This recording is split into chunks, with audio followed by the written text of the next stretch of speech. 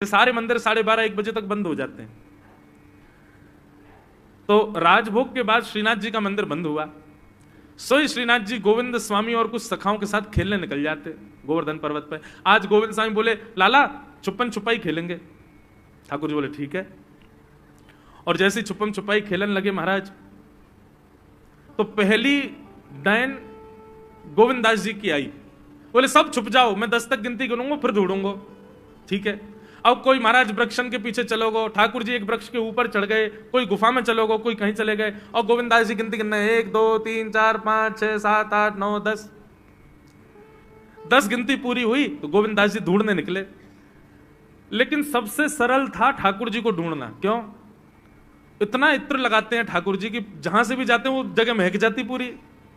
तो गोविंद दास जी क्या करते, सूंघते हुए चलते, जहां से भी चंदन की सुगंधी आ रही होती वहीं चल देते, वृक्षों को सूंघते, पृथ्वी को सूंघते, हर अंग से सुगंध आती है ठाकुर जी की। तो जहां चरण रखते हैं महाराज वो वर्षों तक सुगंधित रहती है। सोई गोविंदास क्या करते, 2 मिनट में ही जाते और ठाकुर जी के जिस वृक्ष पर बैठ जाते वहीं नीचे से जाके कहते थे, ठाकुर जी पकड़ लियो। ठाकुर जी के, गोविंदा मैं कितनों छुप जाऊं तुमको कैसे पकड़ ले। और ठाकुर जी अब तो पकड़ ली, अब आप जाओ, आप गिनती गिनो, हम छुपेंगे। ठाकुर जी बोले ठीक है। ठाकुर जी अब चले गए डाइन देवे और 1 2 3 4 5 6 7 8 9 10 तक गिनती गिनी, सब छुप गए। अब ठाकुर जी थोड़ी देर तो ढूंढते रहे, ढूंढते ढूंढते ढूंढते ठाकुर जी गए थक। बोले जे तो मिलेगा ही ना गोविंदा, पतो ना कहां जाके छुप गए, मिले ही ना रो। सो ठाकुर जी कहा किया, ढूंढना छोड़ करके मंदिर में गए और जाकर के अपने बिस्तर पर सो गए। बोले छुपो रे, मैं आई ना रो ढूंढवे तो को। और यहां गोविंद स्वामी छुप करके बैठे, बोले ठाकुर जी आ रहे होंगे। अब प्रतीक्षा करते करते करते करते शाम के 5 बज गए।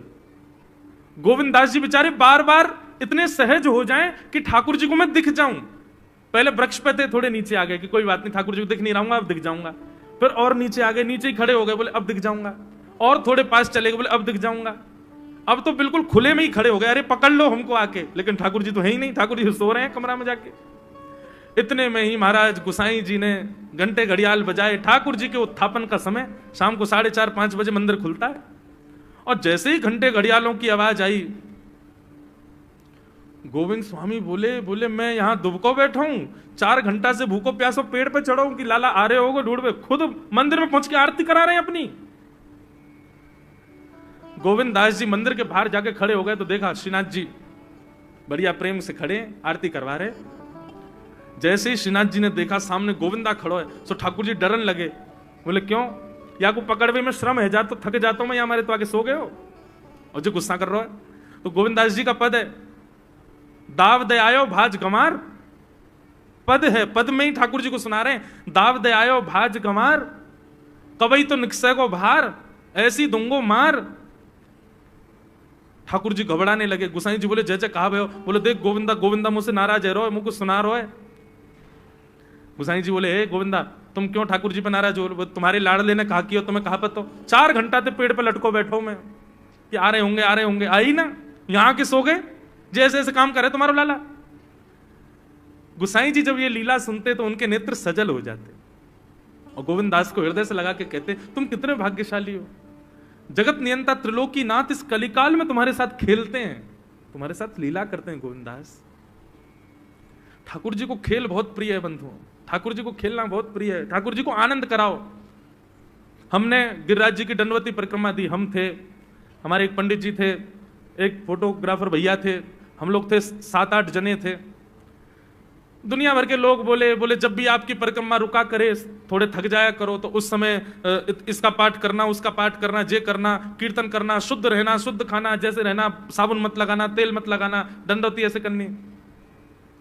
अरे हमने कही हम लोग दंडवती कोई मनोकामना के लिए नहीं कर रहे हैं, तो मैंने कि गिरिराज जी बेचारे अकेले बैठे रहे, सब लोग उनसे अपनी मनोकामना पूछते रहे, हम तो गिरिराज जी को हंसावे के लिए, उनको नचावे के लिए, उनको आनंद करावे के लिए, कछु दिना उनको आनंद उल्लसित करावे के काज दंडवती कर रहे हैं। और हम ऐसे ही करते थे, दंडवती करके जैसे हम थक जाते तो हम लोग कोई भजन कीर्तन नहीं करते, गिरिराज जी की तरफ मुख करके बैठ जाते और फिर चुटकुल्ला सुनाते गिरिराज जी को, बोले हंसाओ, ऐसी कछु बात कहो कि गिरिराज जी हंसे, फिर नाचते और ऐसा भाव रखते कि गिरिराज जी आपके संग नाच रहे हैं, आपको नचा रहे हैं। कछु भी भोजन की सामग्री लाते वहीं बैठ के खाते कंदरान में। क्यों? बोले गिरिराज जी हमारे संग खा रहे हैं, उनको सुख मिले, वो राजी रहे, ऐसे भाव। तो ठाकुर जी प्रेम में अपनी प्रभुता छुपाते हैं। भगवान सक्टासुर का वध किया, अब ठाकुर जी 1 वर्ष के हो गए। 1 वर्ष के ठाकुर जी जैसे ही भये तो महाराज नेक नेक ठाकुर जी उंगली पकड़ करके चलन लगे। धीरे धीरे अब ठाकुर जी बोलवे को प्रयास करें। 2 दतुइयां ठाकुर जी की निकल आई हैं, 2 दांत हैं बस। यशोदा मैया जैसे ही आज लाला को गोद में लेकर के घूम रही, सब ठाकुर जी यशोदा मैया को देखने लगे और धीमे से बोले मैया। ओहो, जैसे ही ठाकुर जी ने मैया बोली, यशोदा मैया के तो रोंगटे खड़े हो गए। बोले लाला दोबारा बोलिए, कहा बोलो? बोले मैया।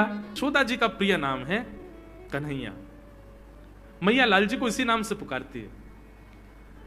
ठाकुर जी अब धीरे धीरे 3.5 वर्ष के हो गए और जैसे ही 3.5 वर्ष के भय महाराज, मानो जैसे उनके शरीर में स्प्रिंग एक्टिवेट हो गई हो। इतना ऊधम मचाते हैं, इतना ऊधम मचाते हैं, पूरी गोकुल की नाक में दम कर रखा ठाकुर जी ने। यशोदा मैया ने लाल जी को नूपुर पहना रखे। सवेरे जैसे ही ठाकुर जी उठते हैं, नूपुरों की आवाज आती है तो यशोदा मैया तुरंत रसोई घर से दौड़ के जाती है लाला के पास। लेकिन ठाकुर जी इतने चतुर हैं, यमुना तट पे जाते हैं और नूपुरों में बालू भर लाते हैं कि कल नूपुर आवाज नहीं करेंगे, सुबह उठ के हम घर से भाग जाएंगे कहीं और, मैया को पता ही ना चलेगी। ऐसा उदम मचा में श्री सुखदेव जी वर्णन कर रहे हैं। श्रृंग्यग्निडम शशि जल द्विज कंटकेभ्य क्रीडा परावति चलौ स्वसुतौ निषेधुम गुह्यानि कर्तुमपि यत्र न तज्जनयो गुह्यां सेकात आपतुरलं मनसो नवस्थान। सुखदेव जी वर्णन कर रहे हैं, राजन अब ठाकुर जी वो लीला कर रहे हैं जिस लीला पर देवताओं को भी विश्वास नहीं हो रहा है। ऐसी लीला ठाकुर जी कर रहे हैं कि किसी को भरोसा ही नहीं हो रहा कि जगत नियंता जगदाधार ये कर सकता है। बोले ठाकुर जी क्या करते हैं? बोले ये मत पूछो क्या करते हैं, यूं कह रहे हैं क्या नहीं करते। जो माता पिता अपने बालकों को बहुत उद्यमी समझते हैं, बहुत बड़ी कृपा है ठाकुर जी की कि आपके घर ठाकुर जी जैसे उद्यमी बालक नहीं है। ऊधमों के सिरमौर हैं ठाकुर जी। कैसा उधम मचाते हैं? बोले श्रृंगी। नहा धो करके ठाकुर जी सवेरे तैयार होते हैं, सबसे पहले गैयाओं के पास जाते हैं। मैया कहवे लाला नहा धो के सबसे पहले गैयान को प्रणाम करवे जा, गैयान को स्पर्श कर फिर कछु करियो। ठाकुर जी गैयाओं को प्रणाम करने जाते हैं। जैसे ही देखते हैं कि कोई गैया बैठी है, सो ठाकुर जी कहें अरे अरे मैया या गैया को आलस आ गयो, या को आलस दूर कर दूं। सो बैठी हुई गैया के ठाकुर जी सींग पकड़ लेते हैं और सींग पकड़ करके अपनी ओर खींचते हैं। दूसरी तरफ से सींग बलराम जी पकड़ लेते हैं। अब ऐसे सींग पकड़ करके ऐसे ऐसे गैया के सींग हिलाते हैं। अब बैठी रहती गैया थोड़ी देर तो कोई बात नहीं, जैसे जोर जोर से हिलाना प्रारंभ करते हैं सोई गैया खड़ी हो जाती है। और जैसे गैया खड़ी होती है ठाकुर जी लटक जाते हैं सींगों से। अब ठाकुर जी को तो बढ़िया झूला बन गया, गैया की सींगन पर झूल रहे हैं। थोड़ी देर तो गैया इधर से उधर ठाकुर जी को झुलाती रहती है, लेकिन थोड़ी देर बाद जैसे ही ठाकुर जी की पकड़ कमजोर होती है, गैया को पता चल जाए कि अब लाला गिरवे वारो है, तो गैया भी इतनी चतुर कि वो गोबर में ही जाके खड़ी हो गए। ठाकुर जी कहे नेक आगे कुछ चल, मैं गोबर में जाऊंगा। गैया कि ना अब तो मैं यहीं खड़ी रहूंगी, तुम गोबर में ही गिरो। और सोई ठाकुर जी को हाथ छूट जा, मैया मैया बचाइयो, देख जे गैया मुझको गोबर में फेंक रही है। अब मैया जब तक बचावे आवे तब तक तो लाल जी के हाथ छूट जाएं और ठाकुर जी गले गले तक गोबर के ढेर में जाके गिर जाएं।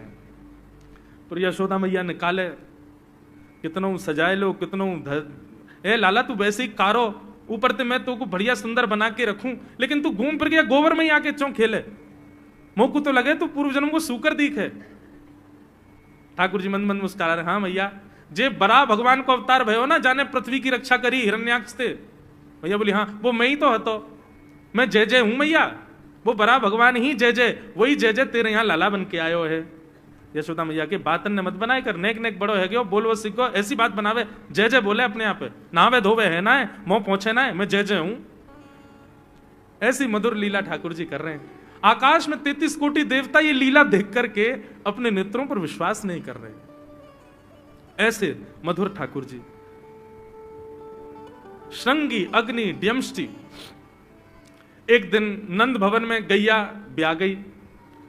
जैसे ही गैया ब्याई, ठाकुर जी जैसे ही गैया ब्याती है तो ठाकुर जी वहीं खड़े हो जाते हैं। और बंधुओं, शास्त्रों में आज्ञा है कि गाय जब ब्या रही हो, बछड़े को जन्म दे रही हो या बछिया को जन्म दे रही हो, उस समय गैया जो होती है वो दो मुखी हो जाती है। एक मुख तो सामने है, और जब जन्म देती है तो बछड़ा या बछिया उसका मुख जब बाहर आता है तो दो मुखी हो जाती है। ऐसी दो मुखी गैया की जब आप परिक्रमा करते हो तो पूरे ब्रह्मांड की परिक्रमा का फल प्राप्त होता है। तो ठाकुर जी का नियम है, नंद बाबा की उंगली पकड़ के खड़े रहे, जैसे ही गैया ब्यावे वारी हो तो वाकू सहलाते रहे, जैसे ही गैया ब्यावे वारी हो, जैसे ही बछड़ा बाहर आवे सही ठाकुर जी वाकी परिक्रमा कर ले, परिक्रमा करके दंडवत प्रणाम करें, वाकू वाकी चरण रज को माथे से लगा में, और बछड़ा जन्म ले सो वाकू नवा में दुआ में वाकू अपने गरे से लगा में। एक दिन ठाकुर जी जोर जोर से रोने लगे। बछड़ा जैसे ही जन्म लियो बछड़ा ने, ठाकुर जी रोने लगे। नंद बाबा शांत करा में नहीं माने, बलराम जी ने शांत करायो नहीं माने। यशोदा मैया गोद में लेके बैठी, बोले लाला का भयो, तू रो क्यों रोए? बोले मैया मेरे संग बहुत बुरो भयो। यशोदा मैया बोली कहा भयो? बोले गैया के बछड़ा ने जन्म लियो। मैया बोली तो वाह बछड़ा को मैंने मुंह खोल को देखो वाह के सबरे दांत ने करे आए, मेरे जन्म को 3 साल है गए अभी तक 4 ही दांत ने करे मैया, वो टूट जाए दमष्टि रो रहे हैं अपने दांतन को, मेरे दांत चौना ने कर रहे सबरे, वाह बछड़ा के जन्म लेते ही सबरे दांत आ गए, मेरे दांत चौने ही आ रहे हैं। यशोदा मैया ऐसी मधुर बात सुनकर के लाल जी को हृदय से, फिर झूठी झूठी कहती मैया कहती लाला तू दूध ना पीवे ना, पूरे दिन मक्खन खावे, मक्खन चीकनो होवे, दांत निकरे चिकनो है कि सुई पेट में चलो जाए, तू दूध पिए कर। कबहू भड़ेगी चोटी मैया मोरी, कबहू भड़ेगी चोटी, कभी अपनी चोटी पकड़ के रोते मैया मेरी चोटी चौना भर रही। बलराम की चोटी देखो कैसी नागिन जैसी चोटी है वाकई, और मेरी चोटी कैसी है मैया, नेक सी पतरी सी। मैया बोले लाला तू दूध ना पीवे, दूध ते चोटी बढ़े, बलराम में देखिए ऐसा जग भर के दूध पीवे। सो ठाकुर जी दूध को पात्र हाथ में ले में, अपनी चोटी खोल ले में, और फिर चोटी पकड़ करके दूध पी में, और दूध पीते पीते नापते रहे कितनी बड़ी भई की ना भई अभी। ऐसी मधुर लीला ठाकुर जी करते हैं। ऐसी लीलाएं हैं ठाकुर जी की कि उन लीलाओं को सुनकर के जो ज्ञान के मार्ग को नहीं समझ पाते, जो वैराग्य के मार्ग को नहीं समझ पाते, जो ज्ञान और वैराग्य से ठाकुर जी को प्राप्त नहीं कर पाते, वो इन लीलाओं से ठाकुर जी के हो ही जाएंगे। ऐसी लीला है। और क्या करते हैं ठाकुर जी? बोले द्विजकंटकेभ्य, इतनी मधुर लीला है ठाकुर जी की। नंद भवन से सुबह सुबह निकल जाते हैं, और राह चलता कोई भी हो अपरिचित, यदि वो साधु है, यदि वो कोई वैष्णव है, यदि वो कोई भजनानंदी है, तो ठाकुर जी उसके पास चले जाते हैं, और पास जाके पता क्या बोलते हैं? अरे तुम यहां डोल रहे हो? बोले भैया कौन हो तुम? अरे जी सब बाद में पूछी हो, हम तो यूं कह रहे तुम यहां घूम रहे हो, नंद बाबा तुम्हारी मां बात देख रहे हैं, नंद बाबा तुम्हारा इंतजार कर रहे हैं। किसी से भी? बोले काय को कर रहे हैं भैया इंतजार? अरे आपके काजे यशोदा मैया ने 56 भोग बनाए हैं, और यशोदा मैया तो थाली सजा के बैठी है, आप घर जाओगे तब आपको प्रेम से प्रसाद पवाएंगे, फिर दक्षिणाओं देंगे। अरे जल्दी करो, देरी मत करो, जल्दी नंद भवन पहुंच जाओ। रोज 150 से 200 अपरिचित वैष्णव संत साधु नंद भवन आते हैं, और सब आकर के कहते हैं यशोदा मैया आप हमारी प्रतीक्षा कर रही थी, लाओ प्रसाद पवाओ। यशोदा मैया बोली मैं कौन ने कही आपसे? बोले आपको लाला बोल रहा हूं। कि यशोदा मैया तो ये कह रही।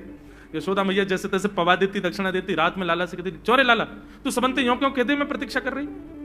मैया एक तो मैं अपने घर में सब तीर्थन को भेज दूं, ये संत महात्मा चलते फिरते तीर्थ है मैया, इनको जितना ऐसा कि अपने घर बुलाना चाहिए, इनको प्रसाद पवाना चाहिए, या हमारे गोकुल में आवे वाले सब संतन को खोज खोज के मैं तो तेरे पास भेजूं, ताकि तू ने रसोई घर में लगेगी, भोजन प्रसादी बनावेगी और बढ़िया संतन को पवावेगी, तो तेरे घर में सबरे तीर्थ आ जाएंगे मैया। ऐसा प्रेम। एक दिन ठाकुर जी के अब मित्र बन गए। कौन है मित्र? मधुमंगल, श्रीदामा, तन सुखा, मन सुखा, धन सुखा, सुबल, ये ठाकुर जी के मित्र हैं। एक दिन ठाकुर जी अपने सब मित्रन के संग बैठे, और मित्रों के संग बैठे हुए ठाकुर जी बोले भैया कल से हम लोग सब यज्ञ करेंगे। मधुमंगल, श्रीदामा बोले क्यों लाला यज्ञ क्यों करेंगे? अरे नंद बाबा रोज अग्निहोत्र करें। मैंने उनसे पूछी अग्निहोत्र करवे ते कहा हुए, तो नंद बाबा बोले अग्निहोत्र करवे ते मन चाही वस्तु प्राप्त हो जाए, अग्निदेव प्रदान करें। ठाकुर जी के सब सखा बोले लाला तू काय को करेगा अग्निहोत्र? बोले अग्निहोत्र करेंगे, अग्निदेव को प्रसन्न करके कहेंगे हमारी सुंदर सी बहू आ जाए, बस से हमारा ब्याह हो जाए। अग्निदेव की प्रतीक्षा कर, अग्निदेव को प्रतिष्ठान करेंगे। सब श्रीदामा मधुमंगल 3.5 वर्ष के हैं ठाकुर जी। सोचो 3.5 वर्ष के ठाकुर जी, सखा कितने बड़े बड़े होंगे। नेक्स्ट से सबरे सखा बैठ गए, सूखे पत्ता इकट्ठे करके अग्नि प्रज्वलित कर ली, सूखे पत्तन को चूरो बना के आपस में बांट लियो। ठाकुर जी आचार्य बन के बैठ गए और बोले सुनो, मैं मंत्र बोलूंगा और जैसे ही कहूं स्वाहा सबरे डालियो, और नेक भी यदि तुमने चूक करी ना, नेक भी मैंने स्वाहा बोली और तुमने नहीं डालो तो फिर मोते मत कहियो। यदि तुम्हारी पत्नी काणी आ जाए, एक हाथ लूली आ जाए, लंगड़ी आ जाए तो समय पर स्वाहा करना पड़ेगा। सब ग्वाल बाल बोले जो कहे लाला सो करेंगे, तू करवा। ठाकुर जी ओम नम नम नम स्वाहा, सब एक संग डालते हैं। सीधामा तू देरी ते डाले, देख लियो लंगड़ी आ जाएगी तेरी बहू, अग्निदेव को प्रसन्न करो। इस प्रकार ठाकुर जी सब ग्वाल बालों के संग खेलते हैं। ग्वाल बाल बोले लाला यज्ञ तो है गयो, अब ब्राह्मणन को भोजन के काजे बुलाओ, यज्ञ के बाद ब्राह्मण भोज होना चाहिए।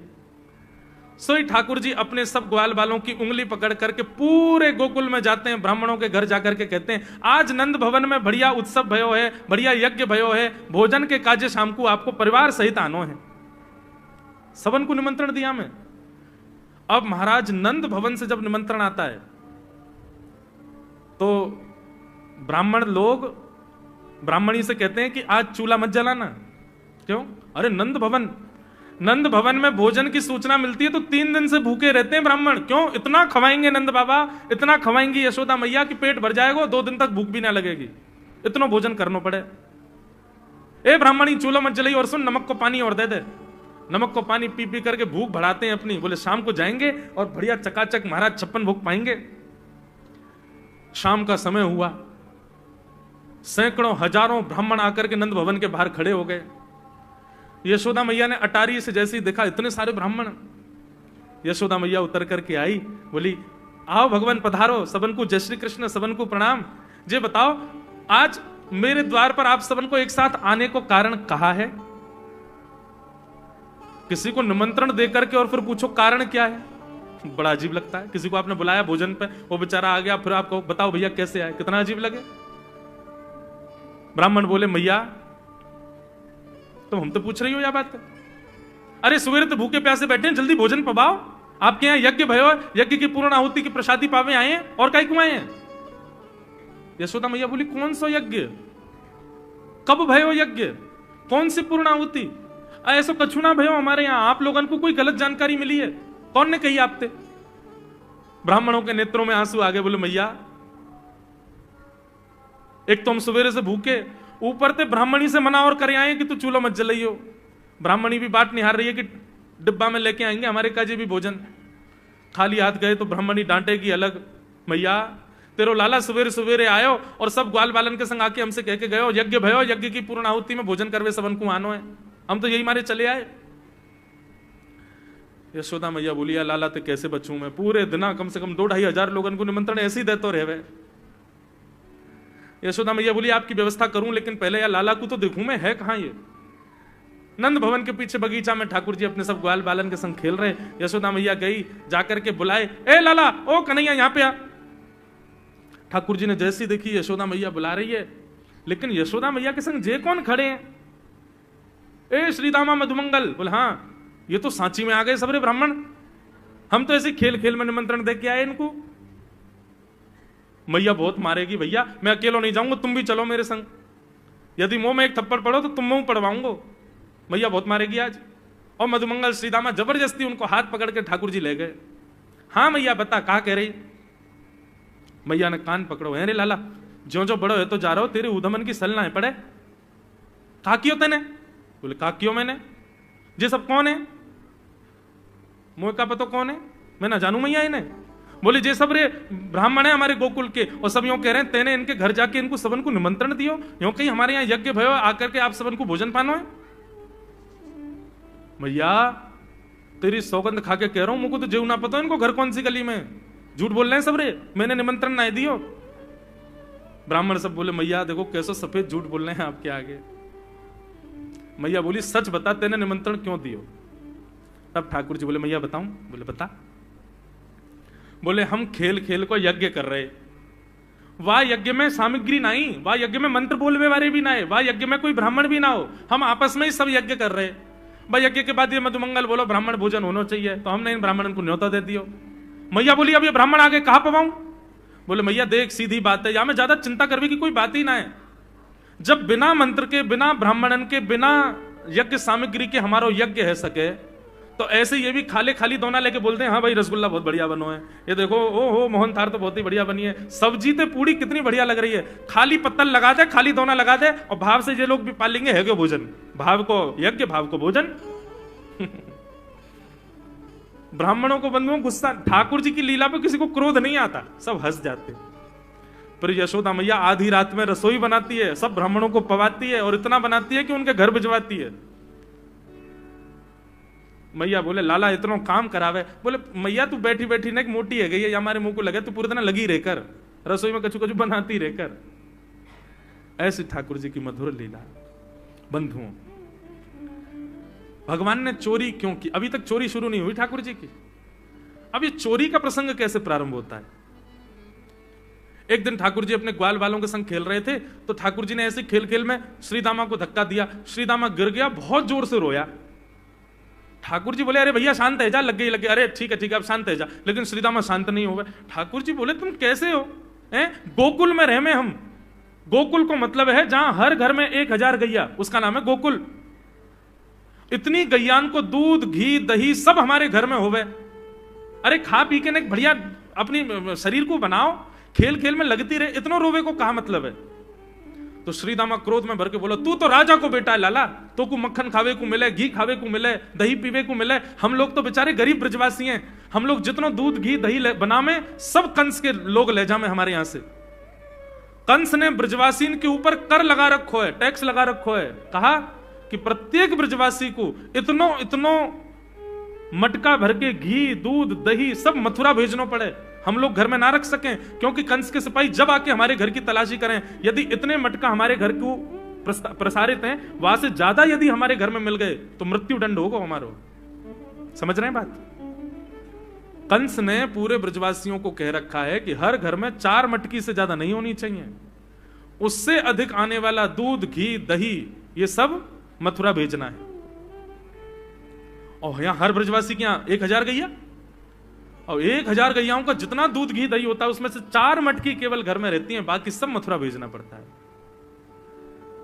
या हमारे लाला हम लोगन को खावे पीवे को ना मिले, तू तो राजा को बेटा है, तेरे नंद बाबा तो गोकुल के राजा हैं, या हमारे तो को तो खूब छूट है, हम लोगन को छूट ना है। ठाकुर जी बोले ये बात है? बोले हाँ। ठाकुर जी बोले मेहनत करें हम, गैया को पाले हम, गैया को घास खवा में हम, गैया की सेवा करें हम, और दूध पीवे को वो राक्षस कंस। अभी तो मैं छोटा हूं, मेरी बात कोई मानेगा नहीं, लेकिन प्रलय तो अब तक लानी पड़ेगी। और कैसे लाएंगे? बोले राजी राजी यदि मक्खन दूध दही नहीं मिल लो तो चोरी करके खाओ, हमारो ही मक्खन है, हमारो ही दूध है, हमारो ही दही है, लेकिन अभी हम बालक हैं, हम ज्यादा कछु बोलेंगे हमारी कोई बात मानेगो ना। लेकिन ये सद वस्तु कुपात्र के हाथ में नहीं जानी चाहिए। राजी राजी नहीं मिलता तो चोरी करके खाओ, जब कर देवे को नंबर आवेगो तो सब पूछेंगे भाई कहां गए मक्खन दूध दही? बोले घर में तो है ना। बोले तो कहां गए? बोले चोर चोरी कर ले गए। और यही भाव से हम ब्रजवासी को खावे पीवे को मिला करेगो। मधुमंगल श्रीराम बोले लाला तू जो कहेगो सो करेंगे, लेकिन चोरी नहीं करेंगे। ठाकुर जी बोले तो ठीक है, कल से तुम लोग अलग खेलो, मैं और दाऊ दादा अलग खेलेंगे, हमारे संग मत खेलना। मधुमंगल सीताम बोले अरे लाला तू ना जाने, मैया यो के लाला जो चाहे करियो, चोरी मत करियो, चोरी करवे तो ब्याह ना होवे। ठाकुर जी बोले ब्याह की पड़ रही है तो है ब्याह ना होवे। ऐसो पत्र पूछ रहा सो है गयो, पत्रो दुबरो सो तू सीख जैसो है गयो, तो कौन ब्याह करेगा ऐसे? अरे ब्याह करना तो ने खाया ने पी ने बढ़िया गाल तेरे बढ़िया होंगे, शरीर ने बढ़िया होगा तभी तो ब्याह होएगा। अब भैया हमारी बात सुन लो, जितने अच्छे काम करने सब आज कर लो, कल से चोरी करेंगे, पूरे ब्रजमंडल में आतंक मचाएंगे, हमारो ही दूध घी दही है और हम ही चोरी करके खाएंगे। ठाकुर जी ने चोरी क्यों की? क्योंकि सारा गौरस बेवजह मथुरा भेजा जाता था और मथुरा से कंस पूरे भारत में वितरित करके खूब धन कमाता था। इस वजह से ब्रजवासी प्रताड़ित होते थे, क्योंकि गैया के लालन पालन में जितना खर्चा होगा सब करो ब्रजवासी, 4 मटका दही। अच्छा, प्राचीन जब ठाकुर जी पृथ्वी पर पधारे तब कोई व्यापार नहीं था, ब्रजवासियों पर एक ही व्यापार था, 2 व्यापार थे, या तो घी बेच के, दही बेच के, दूध बेच के धन कमाओ, या फिर खेती बाड़ी करके अनाज बेच करके धन कमाओ। वही तो व्यापार था। उसमें भी 4 मटके मिलते थे, 4 में से 3 को तो बेच देते थे, 1 में पूरा घर चलता था। यह हालत थी ब्रज की। इसलिए ठाकुर जी ने कहा कि भैया राजी राजी नहीं तो गैर राजी, हम जितने बाकी की मटकी मथुरा भेजे वाली उनको सबन को तोड़ फोड़ करेंगे, उनमें से मक्खन निकाल निकाल के खाएंगे, एक दूसरे को खवाएंगे, और सब यहीं रहेगो, मथुरा नहीं जाएगो कछु भी। इसलिए ठाकुर जी ने चोरी की। ठाकुर जी बोले प्रैक्टिस मेक्स मैन परफेक्ट। सबसे पहले प्रैक्टिस अपने घर में ही कर लें कैसे करनी है चोरी। सो अगले दिन ठाकुर जी सवेरे उठे और देखने लगे यशोदा मैया देख तो नहीं रही, और ठाकुर जी चुपचाप गए महाराज जहां पर सारे मक्खन दूध दही रखे, वहां पहुंच गए गौरस भंडार में। और गौरस भंडार में एक मटकी के ऊपर से ढक्कन हटाए करके जैसे ही ठाकुर जी ने हाथ बोर के पानो प्रारंभ किया, सामने एक खंबा था, उसमें मणि लग रही थी। आज पहली बार 3.5 वर्ष की आयु में ठाकुर जी ने अपना प्रतिबिंब देखा, पहली बार अपने आप को देखा दर्पण में। बंधुओं, बच्चों को शीशा नहीं दिखाते, छोटे बच्चों को तो दिखाते ही नहीं, और 3-4 वर्ष तक भी बालक को अपनी शक्ल थोड़ी देखता है वो। अब इसके पीछे कारण बहुत सारे बताए जाते हैं, परंतु हमें तो लाल जी से मतलब, लाल जी का क्या है। ठाकुर जी ने जैसे ही प्रतिबिंब में अपने रूप को देखा, अपने रूप को देख करके ठाकुर जी बोले, हो तू भी आयो यहां चोरी करवे। अपने आप से ही बात कर रहे हैं ठाकुर जी। अरे मैंने कही तो हती अपने अपने घर में चोरी करनी है, तू दारी के मेरे घर में आगो चोरी करवे। ठाकुर जी अपने प्रतिबिंब से बात कर रहे हैं। अब गौरस भंडार में ठाकुर जी की आवाज गूंज रही थी, और वो गूंजते हुए रसोई घर में जा रही थी। रसोई में मैया ने सुनी, बोले लाला कहां ते बोल लो है, उठ गयो कन्हैया, मुझको पतो भी ना चली, नूपुरन की आवाज ना आई। मैया दौड़ करके गई तो देखा ढूंढते ढूंढते गौरस भंडार में ठाकुर जी अपने प्रतिबिंब से बात कर रहे हैं। कितनी सुंदर झांकी है ठाकुर जी की। ठाकुर जी मक्खन पा रहे हैं। बोले अच्छा अब आ तो गयो है यहां पे, लेकिन सुन चुपचाप चोरी करके भाग जाइयो, मेरी मैया बहुत मारेगी तो को। बाकू यदि पतो चल गई तू चोरी कर रहा है तो को उखलते बांध देगी, मेरी मैया बहुत मारेगी। चुपचाप चोरी कर और निकल ले यहां से। ठाकुर जी चोरी की बात कर रहे थे, यशोदा मैया ने पीछे से सुनी, लाला ओ कन्हैया। ठाकुर जी घबरा गए, मैया कैसे आ गई। हाँ मैया, कौन सी बात कर रहे हो तू। अरे मैया देख हमारे घर में चोर घुसायो है। अपने प्रतिबिंब को दिखा करके ठाकुर जी कह रहे हैं, देख मैया हमारे घर में चोर घुसायो, जे चोरी कर रहे हो हमारे यहाँ के मक्खन की, तो मैया को पकड़वे आयो हूं। नन्हे से गोपाल जी, बहुत मधुर लीला। मैया हंस भी रही है और क्रोध भी कर रही। बोले अच्छा जो चोरी कर रहे हो। बोले हाँ। चल याकू तो मैं पकड़ लूंगी, लेकिन जे बता तेरे हाथ में मक्खन कैसे लगो, तू तो याकू पकड़वे आयो ना। अब मैया याकी मैं कहा बताऊं, तेने मेरे हाथ में पद्मराग के ऐसे ऐसे बढ़िया कंगन पहना रखे हैं, कड़ूला पहना रखे हैं सोने के। जब मैं धूप में निकलूं ना तो धूप की किरण से मुंह को बहुत जलन है जाए हाथ में। तो कल मेरे सखा मधुमंगल ने मुझसे कही, बोले लाला जे जलन तेरी दूर रह जाएगी, तू मक्खन में हाथ बोर लियो अपनो, सो तेरी जलन दूर रह जाएगी। या हमारे भैया जलन हटावे के काजे मैंने हाथ बोरो है। भैया बोली अच्छा चल लाला, यहां तो तेरे जलन है रही और यहां मक्खन कैसे लगो। ठाकुर जी बोले मैया मैं अपनी जलन दूर कर रहा हूं। इतने में जन कहां एक मक्खी आके मेरे मुंह पे बैठ गई। बाकू उड़ावे के काजे मैंने जैसे मुंह पे हाथ किया, सो मक्खन मेरे मुंह पे लग गो। मैया बोली लाला तू चोरी भी करन लगो और अब झूठ भी बोलन लगो मुझसे। मैया ने गोदी में बैठा लिए लाला। बोले लाला तू चोरी नहीं करेगो, तू मेरी सौगंध खा, तू आज के बाद चोरी नहीं करेगो। ठाकुर जी बोले नहीं करूंगा मैया, लेकिन एक वचन दे। बोले कहा चाहिए वचन में। बोले पहले वचन दे, जो मांगूंगा सो देगी। मैया बोली जो मांगेगा सो दूंगी, चोरी छोड़ दे। बोले सौ खाऊं पर घर ना जाऊं मैया, अब ना करूंगो चोरी, अब ना करूंगा मैया। पर सांची कह कब लावेगी मोकू तू दुल्हन गोरी। मैया मैं चोरी छोड़ दूंगा, आज तो ही बंद, पर जो बता मेरा ब्याह कब करावेगी। मैया बोली लाला तू अभी नेक सो तो है, छोटो सो तो है, नेक बड़ो है, जा फिर तेरा ब्याह कर दूंगी। और ये ब्याह ब्याह की तू कौन सिखावे तो को ब्याह की बात? बोले मैया ये श्रीदामा मोकू भरतो रे पूरे दिन, तू ब्याह कर ले, तेरी उम्र है गई, बुढ़ापा आ जाएगा। मैया बोली या मधुमंगल है तो मैं बताऊंगी, है 3.5 बरस के छोरा तो कह रहा बुढ़ापा आ जाएगा। अभी अभी खड़ो है वो सीखो, अभी बोलना सीखो, यानी दांत भी पूरे न आए और ब्याह की बात करे। बोले मैया मैं यूं थोड़ी कह रहा हूं, मुझको बड़ी बहू लिया, छोटी सी लिया, इतनी बड़ी लिया कि जेब में धर के मैं गैया चरा भी चलो जाया करूं, ऐसी बहू लिया मुझको। मैया बोली कैसी बहू चाहिए तो को बताइए ने, और तू जाने बहू कौन थे के? मैया बोले हाँ मैं जानू। ठाकुर जी बोले मैं जानू मैं बहू कौन थे के? बोले जैसे नंद बाबा की तू बहू है ऐसी मेरी बहू आ जाएगी।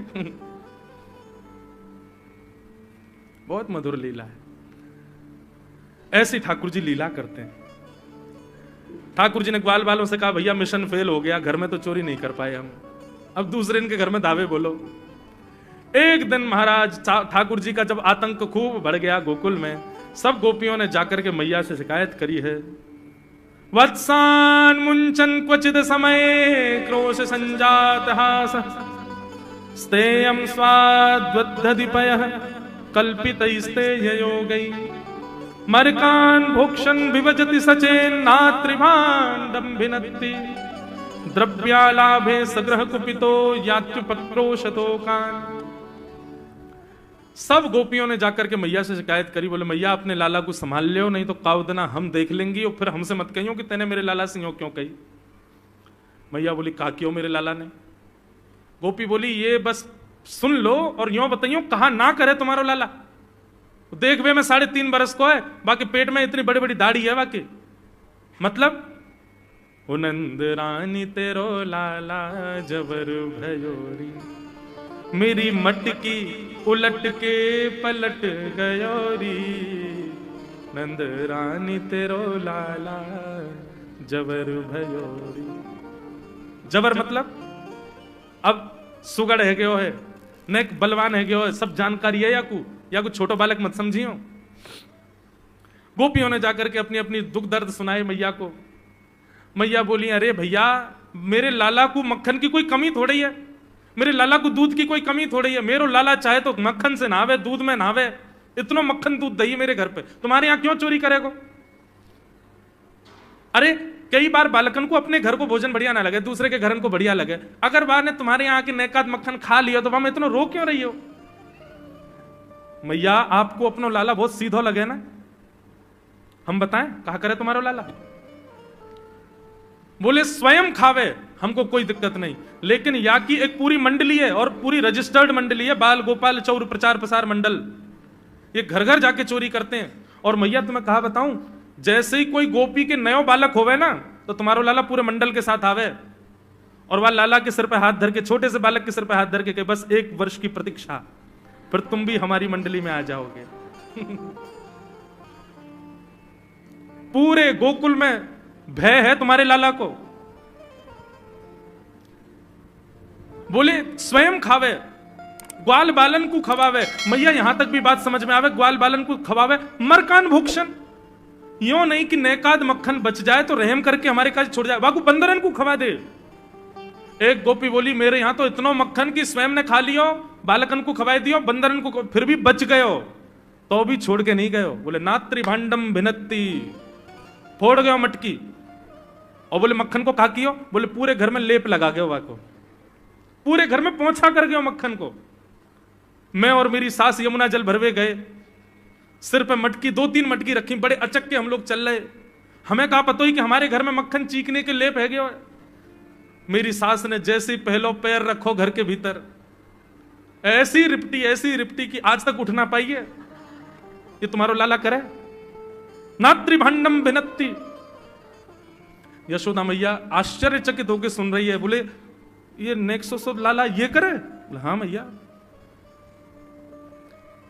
एक गोपी बोली मैया अगर चोरी करे तो दिक्कत, और यदि किसी कारण से हमने लाला को रोक दियो, चोरी नहीं कर पायो हमारे घर, तो हमारे रोने क्यों?